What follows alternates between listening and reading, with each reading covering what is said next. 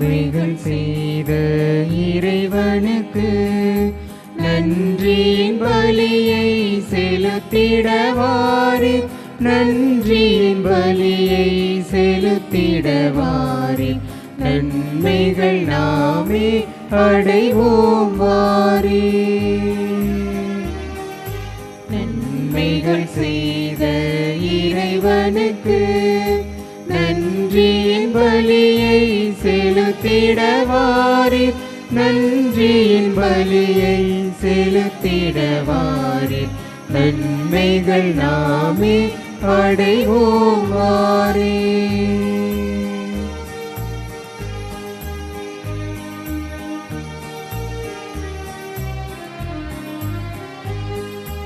உள்ளத்தை தருவது திருப்பலியா, உடைந்ததென்றால் அது பெரும்பலியா. உள்ளத்தை தருவது திருப்பலியா, உடைந்ததென்றால் அது பெரும்பலியா. கொடைகள் பெறுவது தகும் வழியா, கொடைகள் பெறுவது தகும் வழியா. குறையினை போக்கும் கோவழியாம். நன்மைகள் செய்த இறைவனுக்கு நன்றியின் பலியை செலுத்திடவாரி, நன்றியின் பலியை செலுத்திடவாரி, நன்மைகள் நாமே அடைவோம் வாரி. தந்தை மகன் தூயாவியார் பெயராலே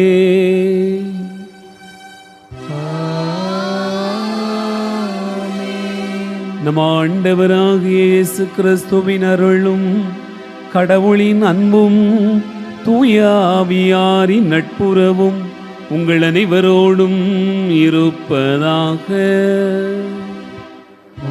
ஆன்மாவோடும் இருப்பதாக. ஆண்டவர் இயேசு கிறிஸ்துவில் அன்பு நிறைந்த சகோதர சகோதரிகளே, இன்று நம் அன்னையாம் திருச்சபை கன்னியும் மறைசாட்சியுமான புனித மரிய கொரற்றி என்பவரை நினைவு கூர்ந்து ஜெபிக்கிறது. ஆண்டவருடைய அன்புக்காக தன்னுடைய இன்னுயிரை இந்த புனிதையை நாம் நினைவு கூறுகிறோம். பல்வேறு நிலைகளில் பலவிதமான நெருக்கடிக்கு உள்ளாக்கப்பட்டு கொடூரமான முறையில் கொலை செய்யப்பட்டவர்தான் புனித மரிய கொரற்றி என்பவரை நாம் பார்க்கிறோம். ஆண்டவருக்காக எல்லா துன்பங்களையும் ஏற்றுக்கொண்டு தான் சாகிற வேளையில் கூட தன்னை கொலை செய்த அந்த அலெக்சாந்திரோ என்பவனை நான் மன்னிக்கிறேன் என்று மரிய கொரற்றி சொன்னார். அலெக்சாந்திரோ என்னைப் போல விண்ணகத்தில் அவனும் இருக்க வேண்டும் என்று நான் விரும்புகிறேன் என்று தான் சாகுவதற்கு முன்பாக சொல்லி சென்ற செய்தியை பார்க்கிற போது இயேசுவினுடைய அந்த சிலுவை சாவை அப்படியே தன்னுடைய 11வது வயதிலேயே நிறைவேற்றி காட்டியவர் என்று புனித மரிய கொரற்றியை நாம் நினைவு கூறுகிறோம். மிகச்சிறிய வயதிலேயே ஆண்டவருக்கு சான்று பகர்ந்து தன் உயிரை கொடுத்தவர். நம்முடைய வாழ்விலும் இத்தனை ஆண்டு காலமாக நம் ஆண்டவருக்காக சான்று பகருவதற்கு என்ன செய்தோம் என்பதை நாம் நினைத்து பார்ப்பதற்கு இப்புனிதை அழைப்பு தருகிறார். சிந்திப்போம். திருப்பலியில் பின்வரும் கருத்துக்களுக்காக வேண்டிக் கொள்வோம்.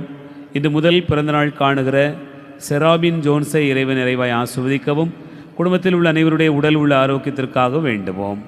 மாரி சங்கர், அபிராமி, சாருலதா குடும்பத்திற்கு இறைவன் செய்திருக்கக்கூடிய நன்மைகளுக்கு நன்றியாகவும், தொழில் முன்னேற்றத்திற்காகவும், குழந்தை நல்ல முறையில் பிறந்ததற்கு நன்றியாகவும், மேலும் நாகராஜன், ஜெயலட்சுமி ஆன்மா இருளத்து இளைப்பாறுதல் அடைய வேண்டுவோம். கிறிஸ்துவில் மரித்த ஜோசர் அவர்களுடைய 3ஆம் நாள் நினைவு நாளில் அவருடைய ஆன்மாவிலுத்தி இளைப்பாறுதல் அடையும்படியாகவும், குடும்பத்தில் மரித்த மற்றும் யாரும் இணையாத ஆன்மாக்களுக்காக வேண்டுவோம். ஹார்ட்லி மேக்ஸின் ரொட்டிகோ, லிவார்தின் ரொட்டிகோ, கிளாஸ்டர் ரொட்டிகோ, கில்பர்ட் ரொட்டிகோ, மார்க் பர்னாந்து, தயாபரி பர்னாந்து, பிரேமராஜன் பர்னாந்து, ஜெயசீலன் ஆகியோருடைய ஆன்மாக்கள் இறைநிலை இடைப்பாறுதல் அடைய வேண்டுவோம். இணைந்து ஜெபிக்கிற இந்த பலியை இறைவன் ஏற்றுக்கொள்ள தடையாக இருக்கிற நம்முடைய பாவங்கள் பலவீனங்களுக்காக மனம் வருந்துவோம். ஆண்டவரிடத்தில் மன்னிப்பு கேட்போம். இல்லாமல்ல இறைவனிடமும் சகோதர சகோதரிகளே, உங்களிடமும் நான் பாவியனை ஏற்றுக்கொள்கிறேன். ஏனெனில் என் சிந்தனையாலும் சொல்லாலும் செயலாலும் கடமையில் தவறியதாலும் பாவங்கள் பல செய்தேன். என் பாவமே, என் பாவமே, என் பெரும் பாவமே. ஆகையால் எப்பொழுதும் கன்னியான புனித மரியாவையும் வானதூதர் புனிதர் அனைவரையும் சகோதர சகோதரிகளை உங்களையும் நம் இறைவனாகிய ஆண்டவரிடம் எனக்காக வேண்டிக் கொள்ள மன்றாடுகிறேன். எல்லாம் வல்ல இறைவன் நம் மீது இரக்கம் வைத்து நம் பாவங்களை மன்னித்து நம்மை நிலை வாழ்வுக்கு அழைத்து செல்வாராக. ஆமென்.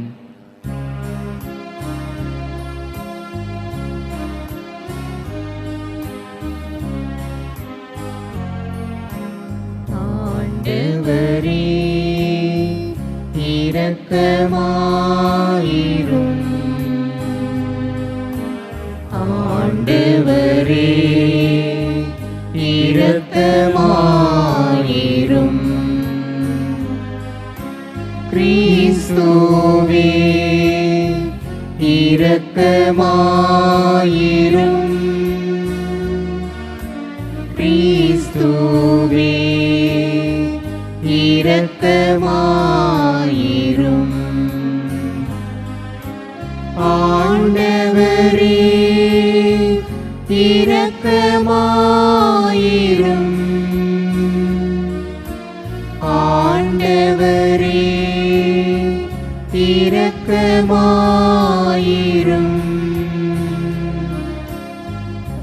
இரக்கமாயிரும்.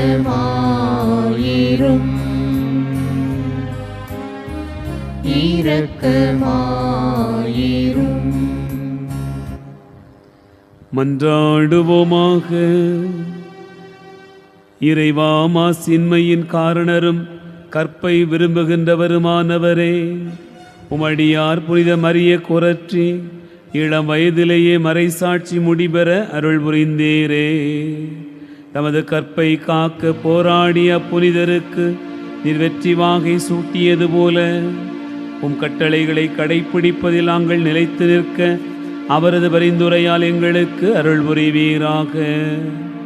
உம்மோடு தூயாவியாரின் ஒன்றிப்பில் இறைவனாய் என்றென்றும் வாழ்ந்து ஆட்சி செய்கின்ற அவர் வழியாக உம்மை மன்றாடுகிறோம்.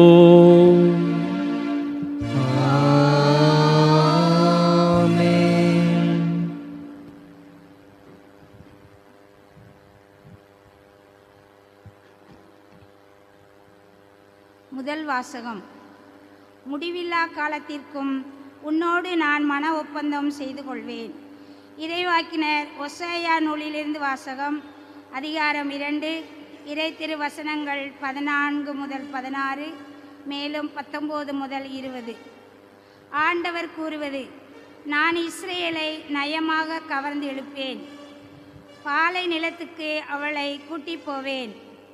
நெஞ்சுருக அவளுடன் பேசுவேன். அவளுடைய திராட்சை தோட்டங்களை அவளுக்கு திரும்ப கொடுப்பேன். ஆக்கோர் பள்ளத்தாக்கை நம்பிக்கையின் வாயிலாக மாற்றுவேன். அப்போது அவள் அங்கே தன் இளமையின் நாள்களிலும் எகிப்து நாட்டினின்று வெளியேறிய காலத்திலும் பாடியது போல் பாடுவாள். அந்நாளில் என் கணவன் என என்னை அவள் அழைப்பாள். என் பாகாலே என இனிமேல் என்னிடம் சொல்ல மாட்டாள் என்கிறார் ஆண்டவர். இஸ்ரேல் முடிவில்லா காலத்திற்கும் உன்னோடு நான் மன ஒப்பந்தம் செய்து கொள்வேன். நேர்மையிலும் நீதியிலும் பேரன்பிலும் உன்னோடு மன ஒப்பந்தம் செய்து கொள்வேன். மாறாத அன்புடன் உன்னோடு மன ஒப்பந்தம் செய்து கொள்வேன். ஆண்டவராம் என்னை நீயும் அறிந்து கொள்வாய். ஆண்டவரின் அருள்வாக்கு. இறைவனுக்கு நன்றி.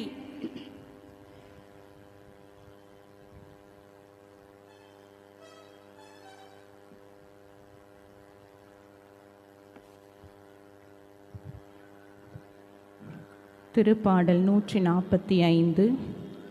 இணைந்து பாட வேண்டிய பல்லவி. ஆண்டவர் இரக்கமும் கனிவும் உடையவர்.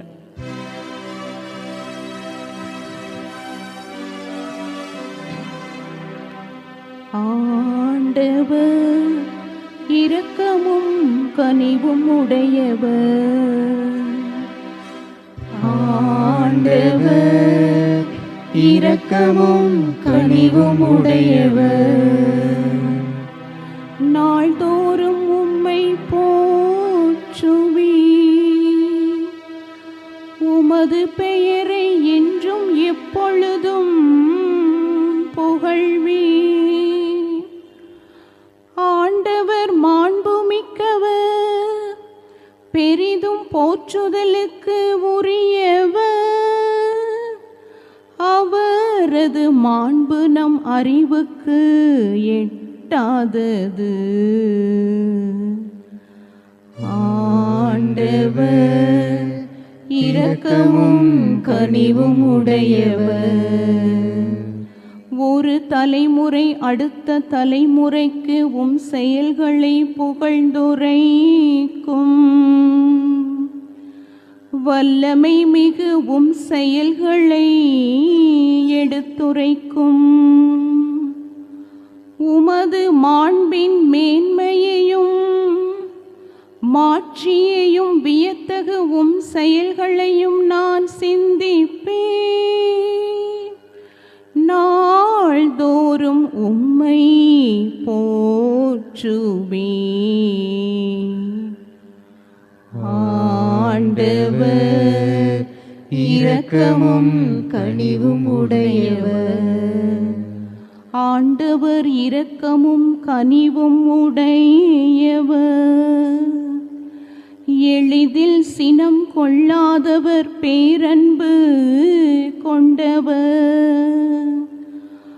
ஆண்டவர் எல்லாருக்கும் நன்மை செய்பவர். தாம் உண்டாக்கிய அனைத்தின் மீதும் இரக்கம் காட்டுபவர்.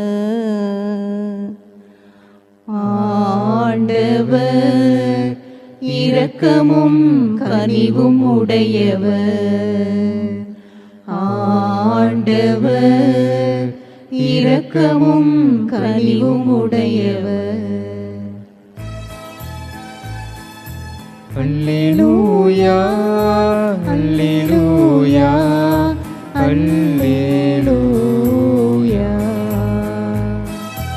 அல்லேலூயா அல்லேலூயா அல்லேலூயா. நம் மீட்பராகிய இயேசு கிறிஸ்து சாவை அளித்து அழியா வாழ்வை நற்செய்தியின் வழியாக ஒளிரச் செய்தார். அல்லேலூயா அல்லேலூயா அல்லேலூயா. ஆண்டவர் உங்களோடு இருப்பாராக, உம் ஆன்மாவோடும் இருப்பாராக. மத்தேயு எழுதிய தூய நற்செய்தியிலிருந்து வாசகம். ஆண்டவரே மாட்சி உமக்கே. மத்தேயு நற்செய்தி அதிகாரம் 9 இறைவார்த்தைகள் 18 முதல் 26 முடிய. அக்காலத்தில் இயேசு பேசிக் கொண்டிருந்தபோது தொழுகைக்கூட தலைவர் ஒருவர் அவரிடம் வந்து பணிந்து, என் மகள் இப்பொழுதுதான் இறந்தாள். ஆயினும் நீர் வந்து அவள் மீது உம் கையை வையும், அவள் உடனே உயிர் பெறுவாள் என்றார். இயேசு எழுந்து அவர் பின்னே சென்றார். இயேசுவின் சீடர்களும் அவரை பின்தொடர்ந்தனர். அப்பொழுது 12 ஆண்டுகளாய் இரத்தப்போக்கினால் வருந்திய ஒரு பெண் அவருக்கு பின்னால் வந்து அவரது மேலுடையின் ஓரத்தை தொட்டார். ஏனெனில் அப்பெண், நான் அவருடைய ஆடையை தொட்டாலே போதும் நலம் பெறுவேன் என தமக்குள் சொல்லிக்கொண்டார். இயேசு அவரை திரும்பி பார்த்து, மகளே, துணிவோடு உனது நம்பிக்கை உன்னை குணமாக்கிற்று என்றார். அந்நேரத்திலிருந்தே அப்பெண் நலம் அடைந்திருந்தார். இயேசு அத்தலைவருடைய வீட்டிற்கு சென்றார். அங்கே குழல் ஊதுவோரையும் கூட்டத்தினரின் அமளியையும் கண்டார். அவர், விலகி போங்கள், சிறுமி இறக்கவில்லை, உறங்குகிறாள் என்றார். அவர்களோ அவரை பார்த்து நகைத்தார்கள். அக்கூட்டத்தினரை வெளியேற்றிய பின் அவர் உள்ளே சென்று சிறுமியின் கையை பிடித்தார். அவளும் உயிர் பெற்று எழுந்தாள். இச்செய்தி அந்நாடெங்கும் பரவியது. ஆண்டவரின் அருள்வாக்கு. கிறிஸ்துவே உமக்கு புகழ்.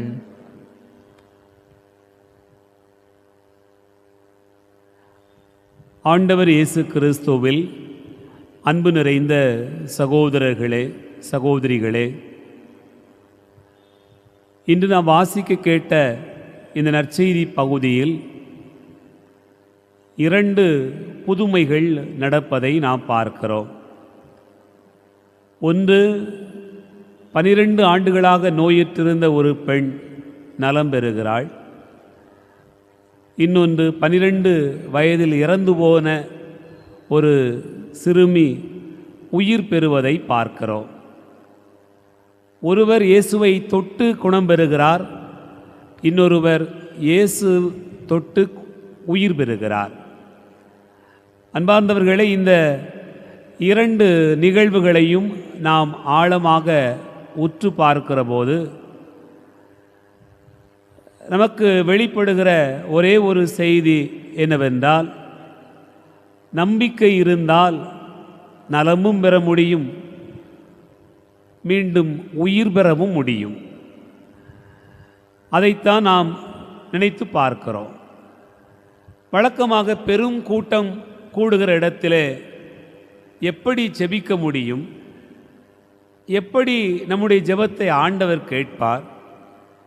கூட்டம் கூடிவிட்டாலே அங்கே பரபரப்பு இருக்கும், வியாபாரம் இருக்கும், விளம்பரம் இருக்கும், நல விசாரிப்புகள் இருக்கும். அப்படிப்பட்ட இடத்தில் எப்படி நம்பிக்கை வெளிப்பட முடியும் என்று நாம் சில நேரங்களிலே சிலர் சொல்வதை நான் கேள்விப்பட்டிருக்கிறேன். ஏனென்றால் காமநாயக்கன்பட்டி, புளியம்பட்டி போன்ற திருத்தலங்களுக்கு போகிற போது பெருங்கூட்டமாக மக்கள் கூடுவார்கள். ஒரே பரவசமாக இருக்கும். ஒருபுறம் பரவசமான காட்சிகள் இருக்கும், இன்னொருபுறம் வியாபாரம் இருக்கும். எல்லாமே தான் நடந்து கொண்டே இருக்கிறது. சிலருக்கு இந்த கூட்டத்தை பார்த்தவுடனே கோபமும் எரிச்சலும் வந்து விடுகிறார். என்ன சொல்லுவார்கள் என்றால், இங்கு வெறும் கூட்டம்தான் கூடுது, சும்மா கூட்டம் பார்க்கறதுக்கு தான் போகிறாங்க, அங்கே என்ன ஆண்டவர் இருக்கிறாரா, மாதா இருக்கிறாங்களா, அந்தோணியார் இருக்கிறாங்களா, அப்படி என்ன பெருசாக அங்கே நடந்துருது அப்படின்னு சொல்கிறத நிறைய பேர் சொல்கிறத நீங்களும் கூட கேள்விப்பட்டிருக்கலாம். பிரிந்த சபையினர், பிற சின்ன சின்ன சபையைச் சேர்ந்தவர்கள் கூட அப்படி சொல்வதை நாம் கேள்விப்படுகிறோம். அன்பார்ந்தவர்களே, ஆனால் அந்த கூட்டத்தில் இருக்கக்கூடியவர்கள் வீட்டுக்கு வருகிற போது, கோயிலுக்கு போயிட்டு வந்தோம், இந்த வருஷம் காணிக்கை வச்சுட்டு வந்தோம், ரொம்ப நிம்மதியாக இருக்குது, சந்தோஷமாக இருக்குன்னு சொல்லுவாங்க. இல்லை, அந்தோணியாருடைய திருமுகத்தை பார்த்தேன், பரலோக மாதாவினுடைய முகத்தை பார்த்துட்டு வந்த பிறகு என்னுடைய வாழ்க்கையில் பெரிய வெளிச்சம் கிடச்சிடுச்சு அப்படின்னு சொல்கிறதையும் நானே ரொம்ப கேள்விப்பட்டிருக்கிறேன். இவ்வளவு பெரிய கூட்டத்துக்கு இடையில் போய் எப்படிப்பா நீங்கள் ஜெபம் பண்ணிட்டு வந்தீங்க, அது உண்மையிலே ஜெபம் பண்ண முடிஞ்சுதா, மற்றவங்களுக்கு உங்களுக்கு இடைஞ்சல் பண்ணலையா அப்படின்னு கூட நம்ம கேட்டோம்னு சொன்னால், எனக்கு ஒன்றுமே தெரில, நான் கூட்டத்தில் அந்தோணியாரைத்தான் பார்த்தேன், மாதாவைத்தான் பார்த்தேன், எனக்கு ஒன்றுமே தெரில அப்படின்னு சொல்கிறதையும் நாம் உண்மையிலேயே அனுபவிக்கிறோம். அன்பார்ந்தவர்களே, கூட்டம் கூடிவிட்டதா, அந்த கூட்டத்தில் என்ன நடந்து விடப் போகிறது என்று நினைத்து கொண்டிருக்கக்கூடியவர்களுக்கு இன்றைய முதல் புதுமை பெரும் அற்புதமாக இருக்கிறது. இன்றைய நற்செய்தி பகுதி மத்தேயு பகுதி, மார்க்கு லூக்கா பகுதியிலும் இந்த நிகழ்ச்சி விவரிக்கப்பட்டிருக்கிறது. பெருங்கூட்டம் இயேசுவை நெருக்கிக் கொண்டே போகிறது என்று சொல்லப்பட்டிருக்கும். இங்கே வெறுமனே சீடர்கள் மட்டும் போனார்கள் என்று சொல்லப்பட்டிருக்கிறது. நற்செய்தியிலே ஒவ்வொருத்தரும் விளக்குகிற போது வித்தியாசம் இருக்கிறது. ஆனால் பெருங்கூட்டம் நெருக்கி கொண்டிருக்கிற போது இந்த பெண்ணினுடைய முக்கல் முனகல் அது கூட ஆண்டவருக்கு கேட்கிறது. அதுதான் பெரிய ஆச்சரியம். சிலர் சொல்லுவார்கள் அல்லவா, இந்த கூட்டத்தில் நீ கத்தினால் கூட கேட்காது, நீ எங்கே இருந்து சத்தம் போட்டியோ எனக்கு தெரியாது, கேட்கல அப்படின்னு நம்ம மனுஷங்க சொல்லுவோம். ஆனால் கடவுளுக்கு அப்படி அல்ல.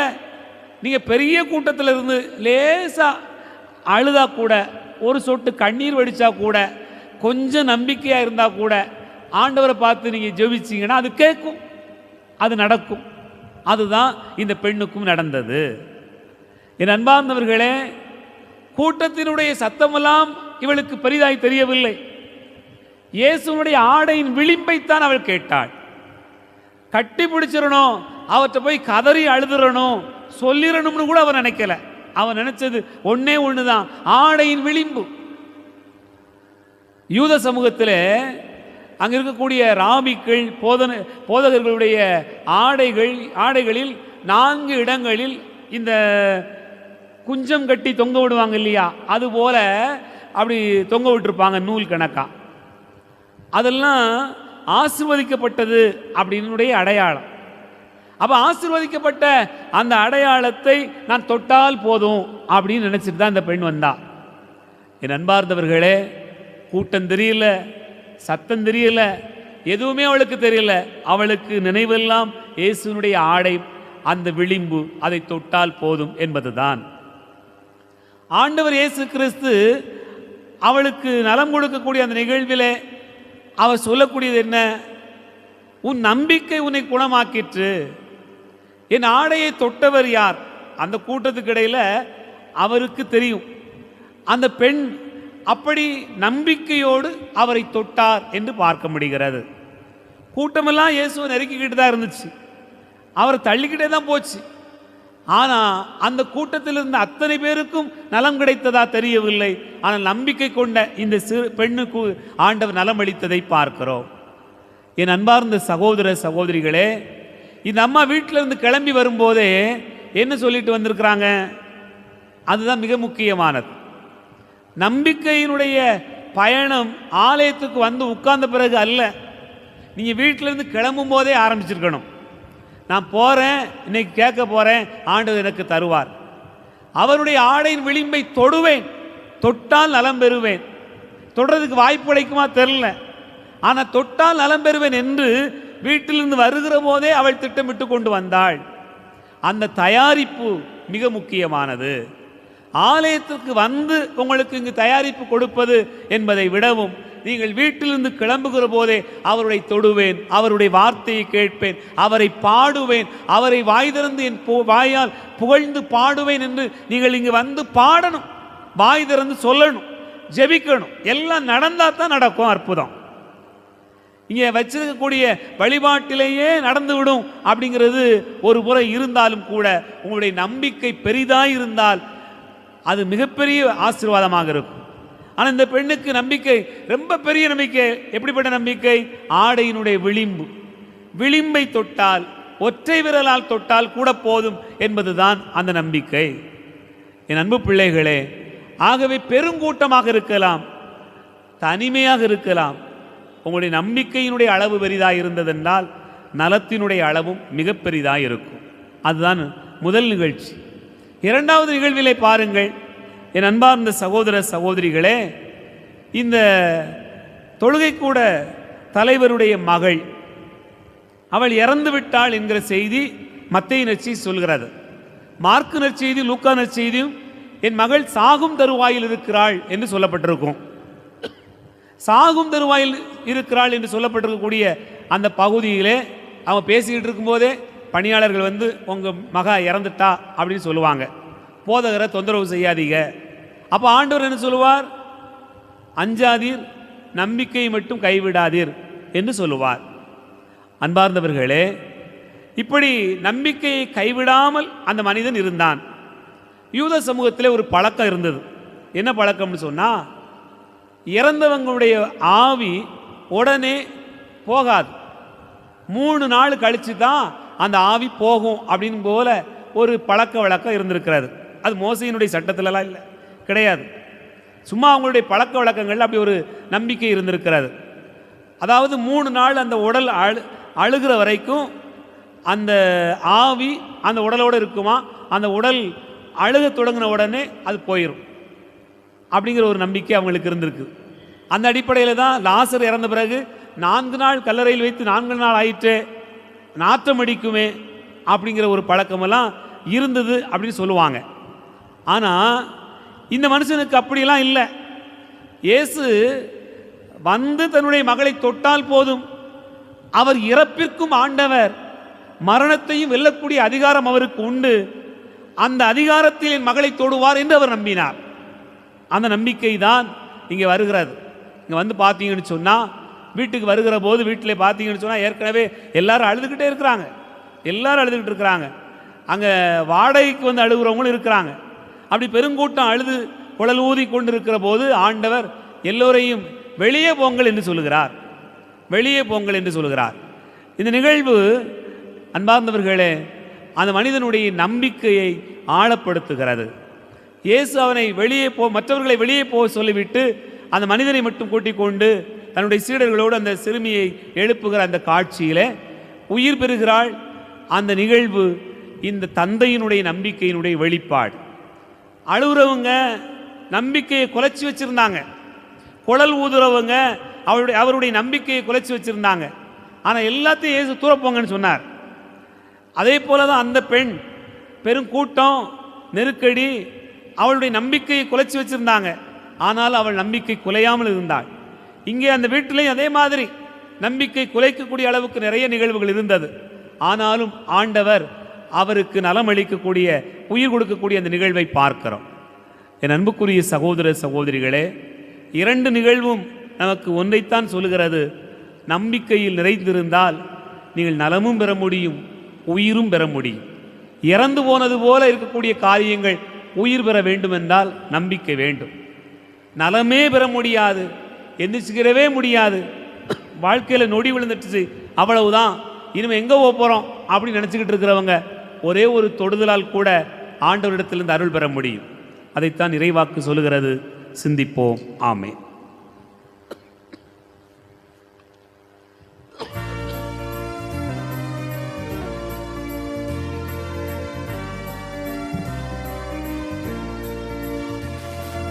எல்லாம் தருகின்றேன் தந்தாய், என்னையும் தருகின்றேன், எல்லாம் தருகின்றேன்.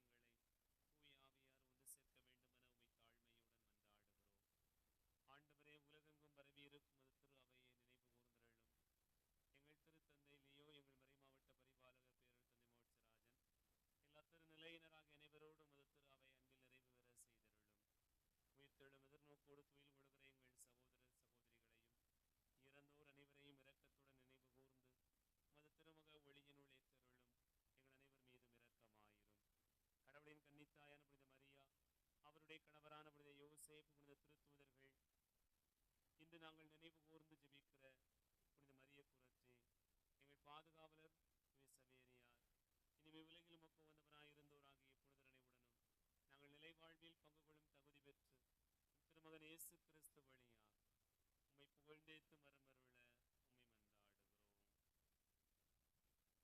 மன்றாடுகிறோம். இவர் வழியாக இவரோடு இவரில் எல்லாம் வல்ல இறைவனாகிய தந்தையே, தூயாவியாரின் ஒன்றிப்பில் எல்லா புகழும் ஆட்சியும் என்றென்றும் உமக்கு உரியதே.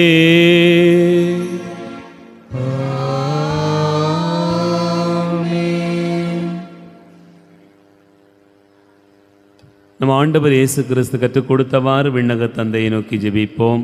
விண்ணுலகில் இருக்கின்ற எங்கள் தந்தையே, உமது பெயர் தூயது என போற்ற பெறுக. உமது ஆட்சி வருக. உமது திருவுளம் விண்ணுலகில் நிறைவேறுவது போல மண்ணுலகிலும் நிறைவேறுக. எங்கள் அன்றாட உணவை இன்று எங்களுக்கு தாரும். எங்களுக்கு எதிராக குற்றம் செய்வோரை நாங்கள் மன்னிப்பது போல எங்கள் குற்றங்களை மன்னியும். எங்களை சோதனைக்கு உட்படுத்தாதேயும், தீமையிலிருந்து எங்களை விடுவித்தருளும். ஆண்டவரே, தீமை அனைத்திலிருந்தும் எங்களை விடுவித்து எங்கள் வாழ்நாளில் அமைதியை கனிவுடன் அருள உம்மை மன்றாடுகிறோம். உமது இரக்கத்தின் உதவியால் நாங்கள் பாவத்திலிருந்து எப்போதும் விடுதலை பெற்று யாதொரு கலக்கமும் இன்றி நலமாயிருப்போமாக.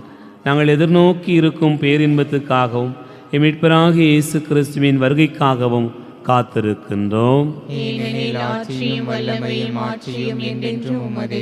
ஆண்டவரே இயேசு கிறிஸ்துவை, அமைதியை உங்களுக்கு விட்டு செல்கிறேன், என் அமைதியை உங்களுக்கு தருகிறேன் என்றும் திருத்தூதர்களுக்கு மொழிந்தீரே. எங்கள் பாவங்களை பாராமல் மருத்துவ அவையின் நம்பிக்கையை கண்ணோக்கி மருத்துவத்திற்கு ஏற்பதற்கு அமைதியும் ஒற்றுமையும் அளித்தருள்வீராக. என்றென்றும் வாழ்ந்து ஆட்சி செய்கின்றவர் நீரே. ஆமென். ஆண்டவருடைய அமைதி உங்களுடன் இருப்பதாக. உம் ஆன்மாவோடும் இருப்பதாக. ஒருவருக்கொருவர் அமைதியை பகிர்ந்து மகிழ்வோம். உலகின் பாவங்களை போக்கும் இறைவனின் செம்மறியே, எங்கள் மேல் இரக்கமாயிரும். உலகின் பாவங்களை போக்கும் இறைவனின் செம்மறியே, எங்கள் மேல் இரக்கமாயிரும். உலகின் பாவங்களை போக்கும் இறைவனின் செம்மறியே, எங்களுக்கு அமைதியை அளித்தருளும்.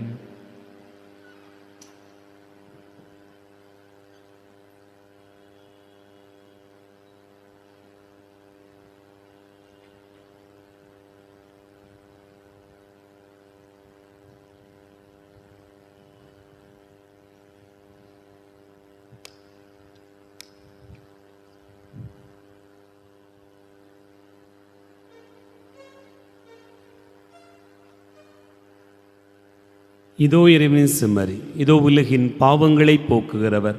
செம்மறியின் விருந்துக்கு அழைக்க பெற்றோர் பேறு பெற்றோர். ஆண்டவரே, நீர் என் இல்லத்தில் எழுந்தருள நான் தகுதியற்றவள். ஆனால் ஒரு வார்த்தை மட்டும் சொல்லி அருளும், எனது ஆன்மா நலமடையும். கிறிஸ்துவின் தொடர்லத்துமை காத்து நித்திய வாழ்வளிப்பதாக.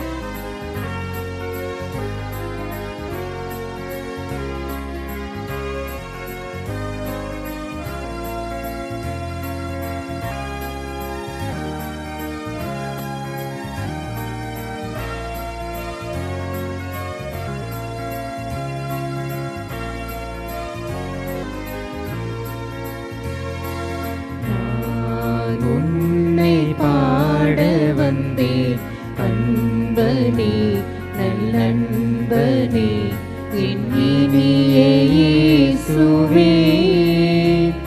என்னாலுமே உன் இதயமே எந்த இல்லமே, எந்த இல்லமே. நான் உன்னை பாட வந்தேன் அன்பனே, நல்லன்பனே, இனிய இயேசுவே.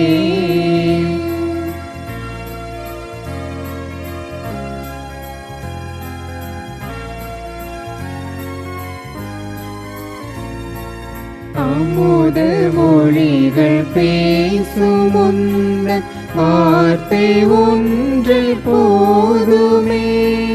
அமுத மொழிகள் பேசும் உந்தன் வார்த்தை ஒன்று போதுமே. அலையும் புயலும் தாக்கும் எனது மனதில் அமைதி தோன்றுமே. ஒரு வார்த்தை பேசுமே, என் வாழ்வை மாற்றுமே. ஒரு வார்த்தை பேசுமே, என் வாழ்வை மாற்றுமே. நான் உன்னை பாட வந்தேன் அன்பனே, நல்லன்பனே, என் இனிய இயேசுவே. என்னாலுமே உன் இதயமே எந்த நில்லமே, எந்த நில்லமே. நான் உன்னை பாட வந்தேன் அன்பனே, நல்லன்பனே, என் இனிய இயேசுவே. கிறிஸ்துவின் ஆன்மாவே என்னை புனிதப்படுத்தியருளும். கிறிஸ்துவின் திருவுடலை என்னை மீட்டருளும். கிறிஸ்துவின் திரு இரத்தமே எனக்கு எழுச்சியூட்டியருளும். கிறிஸ்துவின் விழாவிலிருந்து வழிந்தோடிய தண்ணீரை என்னை கழுவியருளும். கிறிஸ்துவின் பாடுகளே என்னை தேற்றியருளும். ஓ நல்ல இயேசுவே, எனக்கு செவிசாய்த்தருளும். உம் திரு காயங்களுள் என்னை மறைத்தருளும். உம்மிடமிருந்து என்னை பிரிய விடாதேயும். தீய பகைவரிடமிருந்து என்னை காத்தருளும். எனது இறப்பின் வேளையில் என்னை அழைத்தருளும். உம்மிடம் வர எனக்கு கட்டளையிட்டருளும். உம் புனிதர்களோடு எக்காலமும் உம்மை புகழச் செய்தருளும். ஆமென். இறையடியார் பீட்டர் பரதேசியை திரு அவை புனிதர் என்று அறிவிக்க ஜெபம். எல்லாம் வல்ல இறைவா, மனிதரை புனிதராக்க உம் திருமகன் வழியாக இவ்வுலகில் உமது திரு அவையை நிறுவினீர். திரு அவையின் சிறப்புமிக்க உறுப்பினர்களாக காலந்தோறும் நாடுகள் தோறும் புனிதர்களை தோன்றச் செய்தீர். கிறிஸ்துவை பின்பற்றி ஏழ்மையை கடைப்பிடித்த புனித பிரான்சிஸ் அசிசியாரின் வழித்தோன்றலாக பீட்டர் பரதேசி எங்கள் நாட்டில் தன் உடைமைகளை எல்லாம் ஏழைகளுக்கு ஈந்து உலக ஆடம்பரங்களையும் பதவிகளையும் உதறி தள்ளிவிட்டு ஊர் ஊராய் அலைந்து திரிந்து நற்செய்தியை அறிவித்தார். பீட்டர் பரதேசியார் மூலம் பல நன்மைகளை பெற்றமைக்காக நன்றி கூறுகிறோம். பொருளாசைக்கு அடிமையாகாமல் அவரை போன்று நற்செய்தி விழுமியங்களை பின்பற்ற அருள் தாரும். மேலும் உமது திரு அவை விரைவில் உமது அடியார் அவரை புனிதராக அறிவிக்க வேண்டுமென்று எங்கள் ஆண்டவராகிய இயேசு கிறிஸ்து வழியாக இறைவா உம்மை தாழ்மையுடன் மன்றாடுகிறோம். ஆமீன். மன்றாடுவோமாக. ஆண்டவரே, புனித மரிய குலத்தின் நினைவை கொண்டாடி திருவிருந்தில் பங்கு கொண்டதால் என்றென்றும் உள்ள மகிழ்ச்சி பெற்றிருக்கும் நாங்கள் உம்மை பணிவுடன் வேண்டுகின்றோம். இவ்வாறு உமது பணியை நாங்கள் தகுதியுடன் நிறைவேற்ற நீர் தந்தவற்றை உமது கொடையால் நாங்கள் கவனமுடன் புரிந்து கொள்ள வேண்டும் என்று எங்கள் ஆண்டவராகிய கிறிஸ்து வழியாக உம்மை மன்றாடுகிறோம்.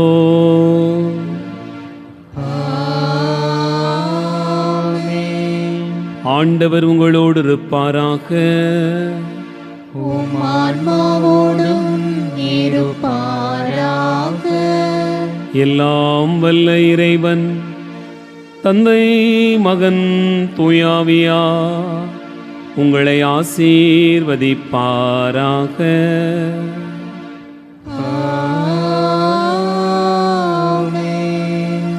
சென்று வாழுவோம். திருப்பலி நிறைவேறிற்று. இறைவனுக்கு